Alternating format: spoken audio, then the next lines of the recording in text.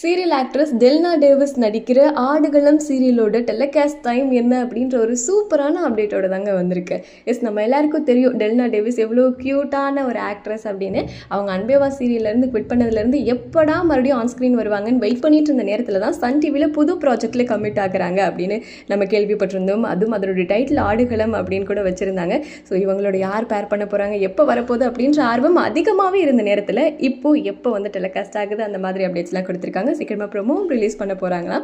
So யாரெல்லாம் அப்படின்னு பார்த்தீங்கன்னா, நம்ம டெல்னா டேவிஸ்க்கு யார் பேர் பண்ணுறாங்கன்னா, நம்ம சல்மானுல் இருக்கார் இல்லையா, அவர் தான் வந்து பேர் பண்ண போகிறாரு. அவருமே ஒரு சூப்பரான ஒரு சீரியல் ஆக்டர் அப்படிங்கிறது தெரியும். ஸோ இந்த 2 பேரோட பேருமே பயங்கர ஃப்ரெஷ்ஷாக தான் இருக்க போது.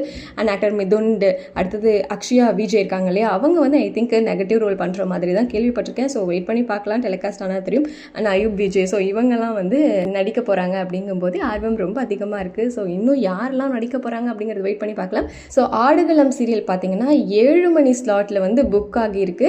ப்ரோமோவும் சீக்கிரமாகவே வரப்போகுது அப்படின்ட்டு ஒரு அப்டேட் கிடச்சிருச்சு. இதுக்கு மேலே என்ன 7 மணிக்கு வரப்போதான். ஸோ நம்ம வெயிட் பண்ணி பார்க்கலாம். டெல்னா டேவிஸை திரும்பி சீரியலில் பார்க்குறதுக்கு நீங்கள் எல்லோரும் எந்த அளவுக்கு ஆர்வமாக இருக்கீங்க அப்படிங்கிறத கமெண்ட்லேயும் கூட ஷேர் பண்ணுங்கள்.